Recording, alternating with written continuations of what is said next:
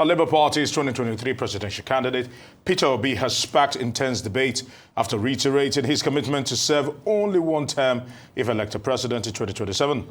The declaration, which he described as non-negotiable, has drawn sharp criticism from the ruling All Progressive Congress and divided reactions within his own party.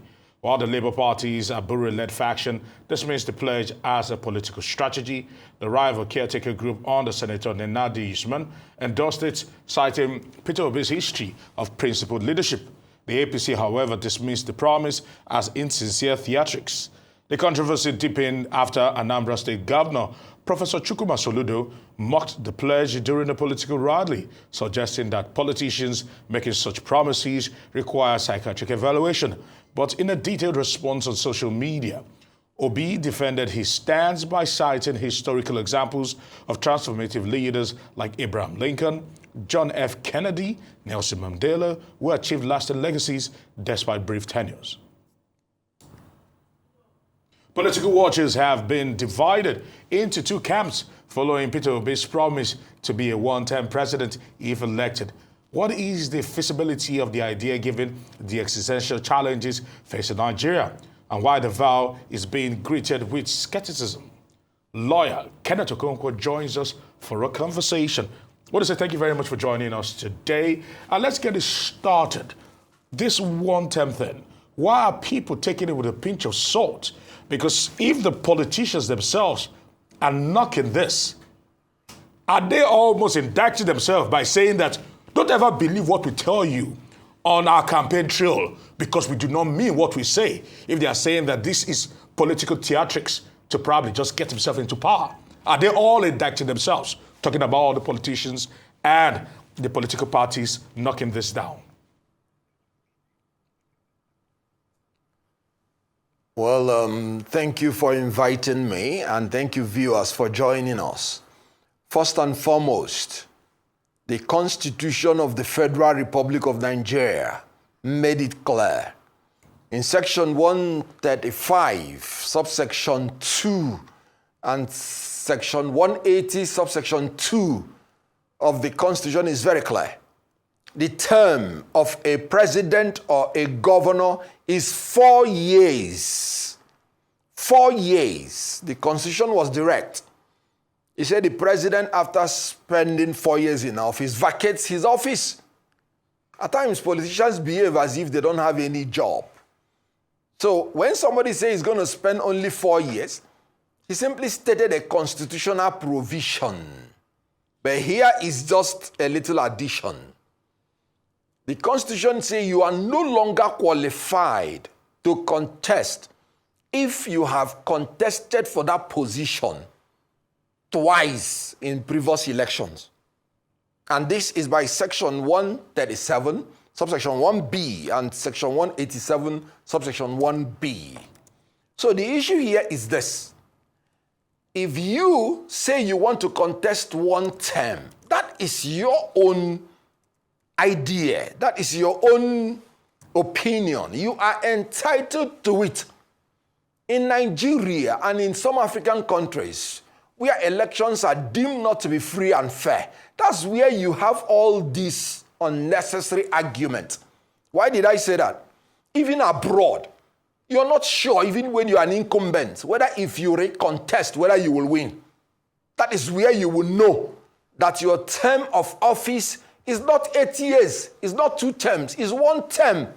So it ought not to even be a point of argument.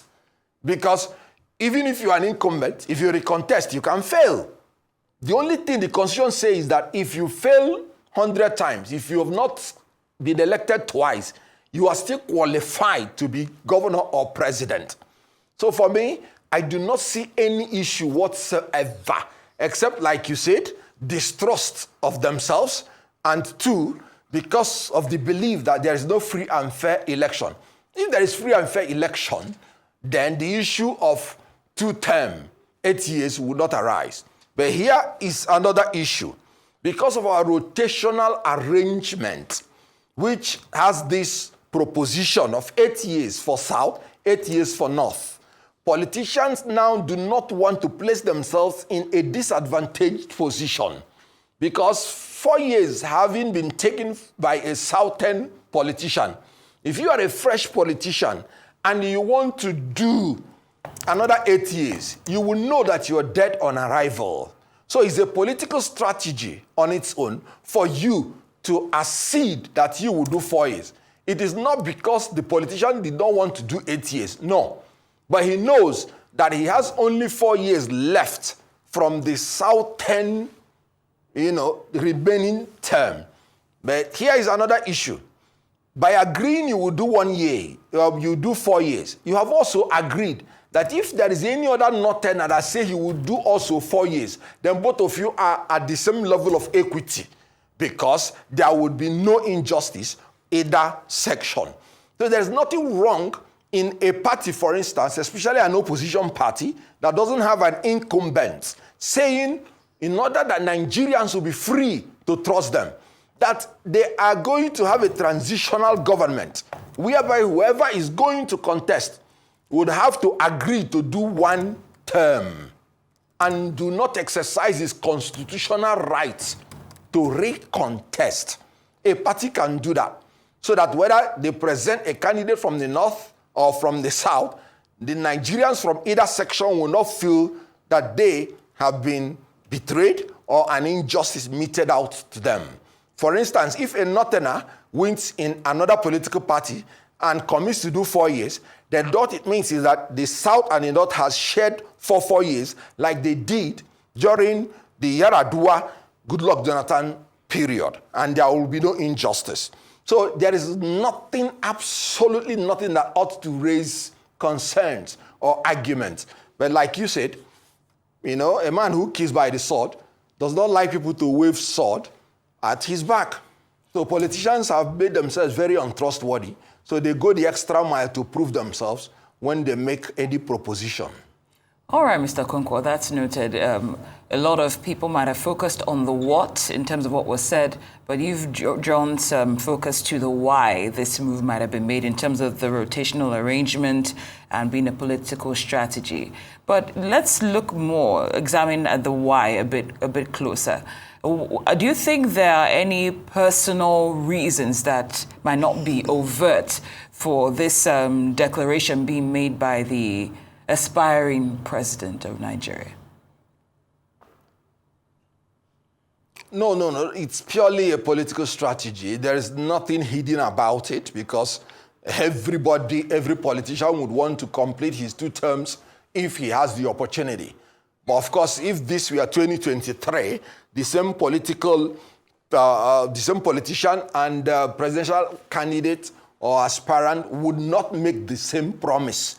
Like I said, as it stands today, a southerner has taken 4 years.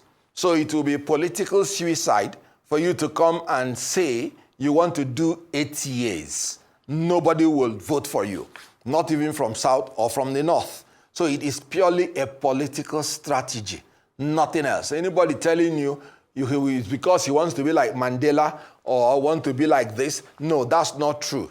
But again, the person may want to tell you that just for you to believe he will do 4 years. He may want to tell you that he can still achieve his basic objectives within 4 years.